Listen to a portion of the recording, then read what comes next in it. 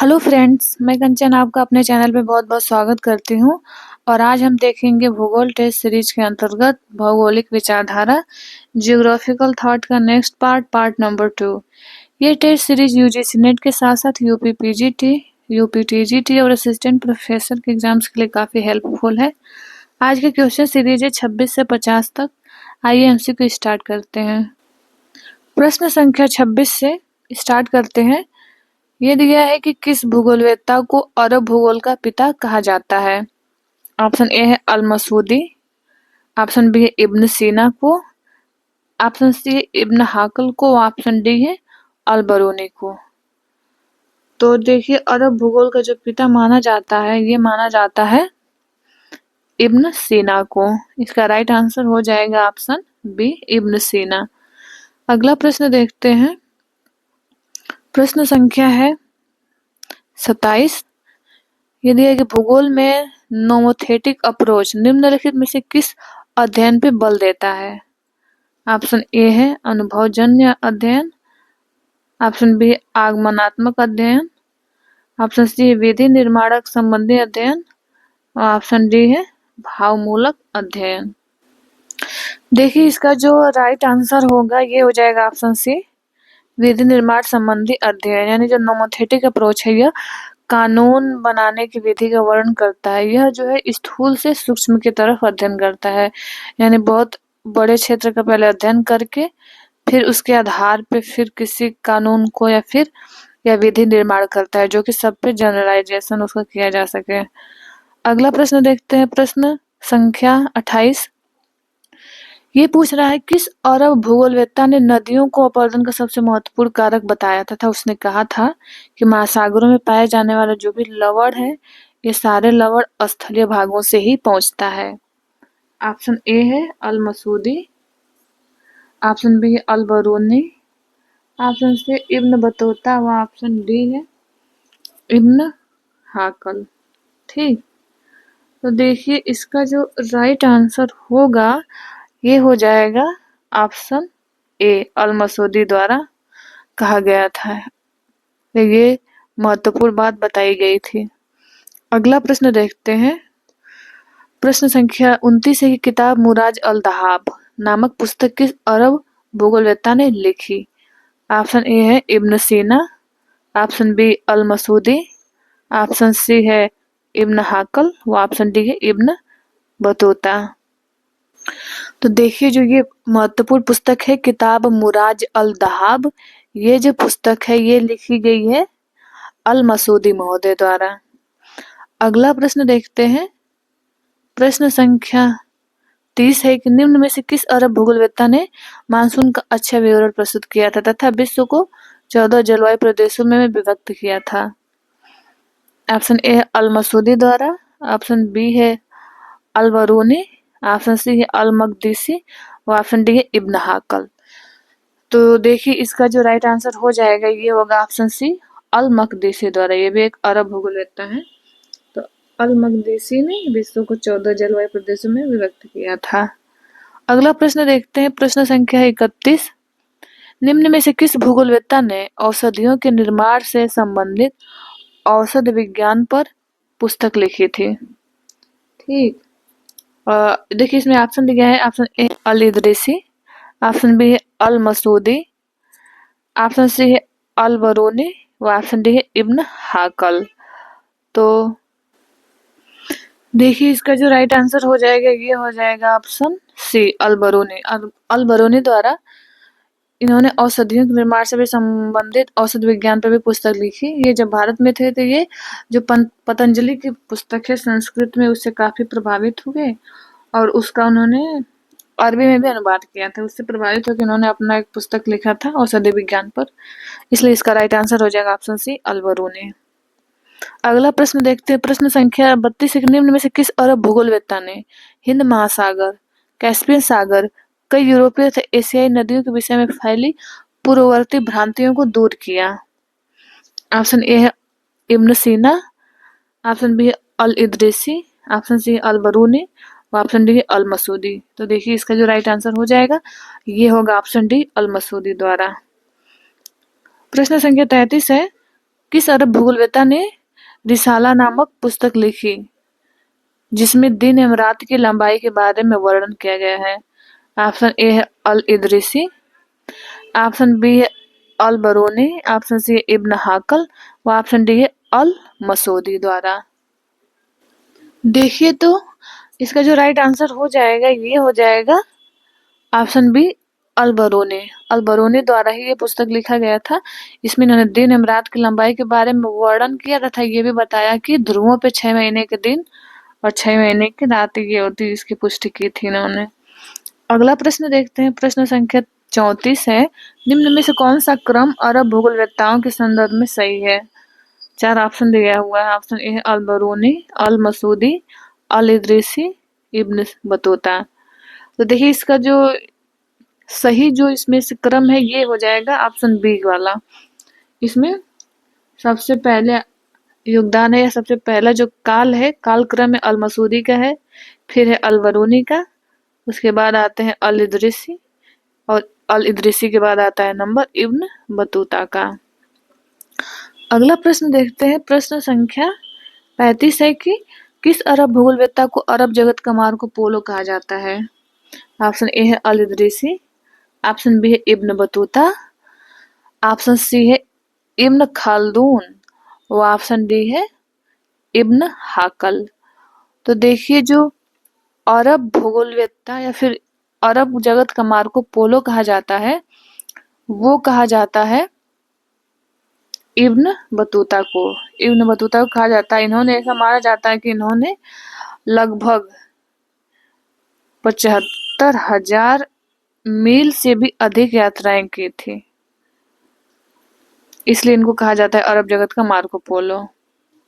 अगला देखते हैं, अगला प्रश्न है कि प्रश्न संख्या 36 है कि जनसंख्या वितरण के संदर्भ में किस अरब भूगोलवेत्ता का विचार था कि उत्तरी गोलार्ध में दक्षिणी गोलार्ध की तुलना में जो है जनसंख्या अधिक सघन है? तो ऑप्शन देख लेते हैं। Option A Ibn Battuta, option B Ibn Khaldun, option C है अल बरूनी व ऑप्शन डी है अल इदरिसी।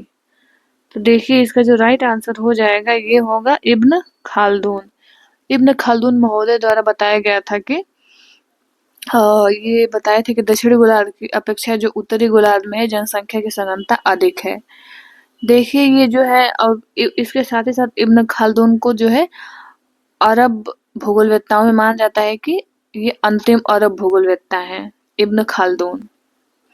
और इनका जो एक पुस्तक है, इनका महत्वपूर्ण पुस्तक है, ये है पुस्तक का नाम है मुकद्दिमह। मुकद्दिमह इनकी महत्वपूर्ण पुस्तक है। आगे देखते हैं, अगला प्रश्न है प्रश्न संख्या 37 है कि इब्न बतूता किस भारतीय शासक के काल में भारत आया था? ऑप्शन ए है गयासुद्दीन तुगलक, ऑप्शन बी है मोहम्मद बिन तुगलक, ऑप्शन सी है फिरोज शाह तुगलक व ऑप्शन डी है कैकुबाद। तो इसका जो राइट आंसर हो जाएगा ये होगा ऑप्शन बी मोहम्मद बिन तुगलक के शासनकाल में इब्न बतूता भारत आए थे।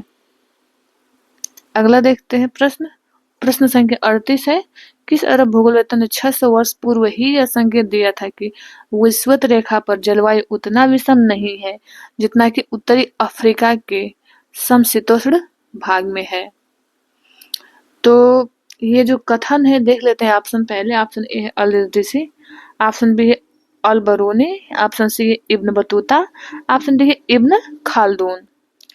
तो देखिए इसका जो राइट आंसर हो जाएगा ये हो जाएगा option C Ibn Battuta. Ibn Battuta ने कहा था कि विषुवत रेखा पे जलवायु उतना विषम नहीं है जितना कि उत्तरी अफ्रीका का जो समशीतोष्ण भाग है उसमें है। अगला प्रश्न देखते हैं, प्रश्न संख्या 39 है, निम्न में से किस अरब भूगोलवेत्ता को अंतिम अरब विद्वान माना जाता है? Option A Ibn Battuta, option B Ibn Khaldun, option C Ibn Sina व ऑप्शन डी इब्न हाकल। तो देखिए जो अंतिम अरब विद्वान माने जाते हैं ये माने जाते हैं option A Ibn Battuta. Ibn Battuta को अंतिम अरब विद्वान माना जाता है।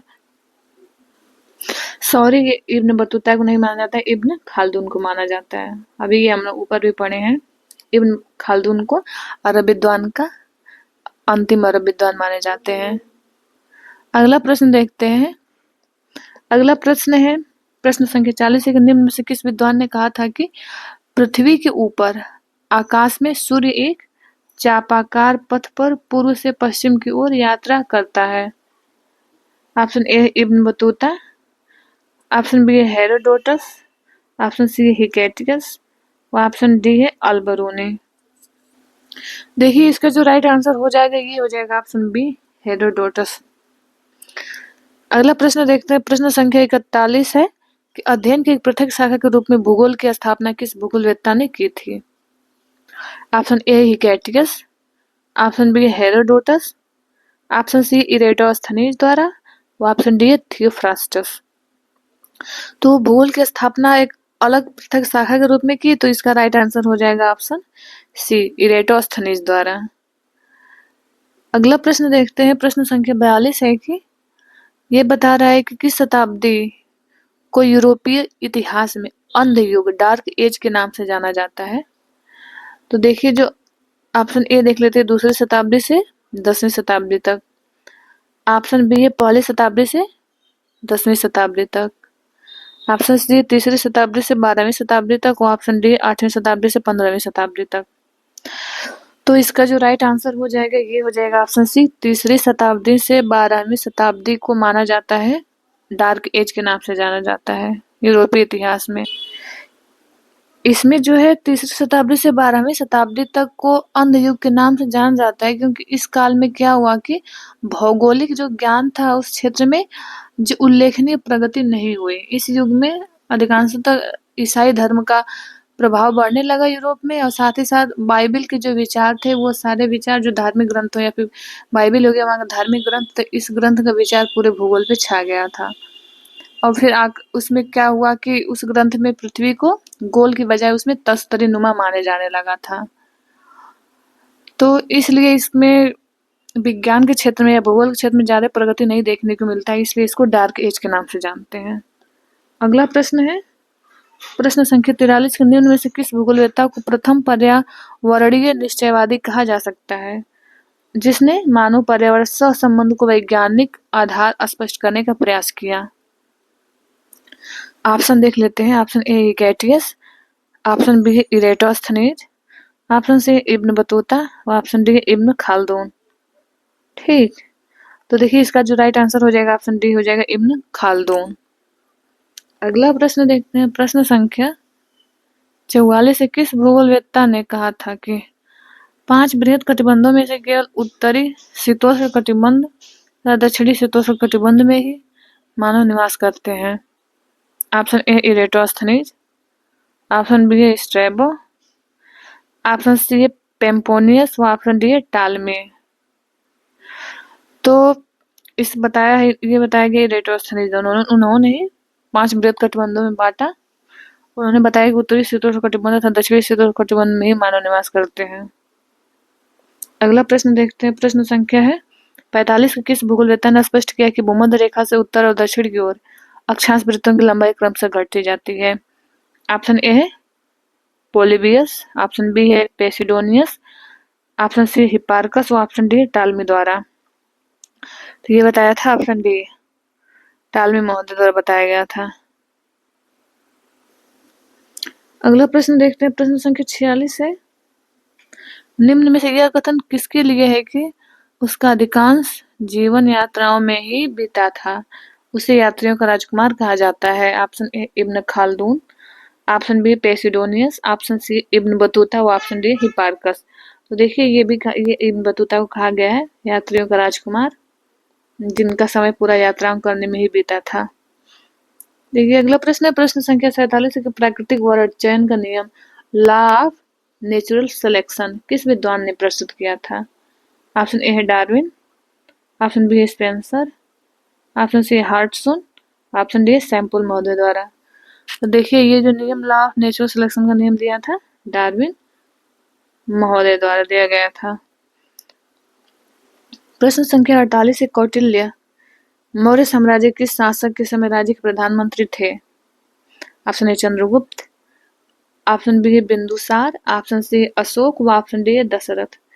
तो देखिए इसका जो राइट आंसर हो जाएगा ये हो जाएगा चंद्रगुप्त मौर्य के साम्राज्य में ये थे चाणक्य प्रधानमंत्री थे। देखिए अगला प्रश्न देखते हैं, प्रश्न संख्या 49 है। किस भारतीय विद्वान ने पृथ्वी की आकृति को गोलार्धीय स्फेरिकल बताया? Option A Kautilya, option B Aryabhata, option C Brahmagupta, option D Varahamihira. तो इसका राइट आंसर हो जाएगा ऑप्शन बी आर्यभट्ट। अगला प्रश्न है प्रश्न संख्या 50।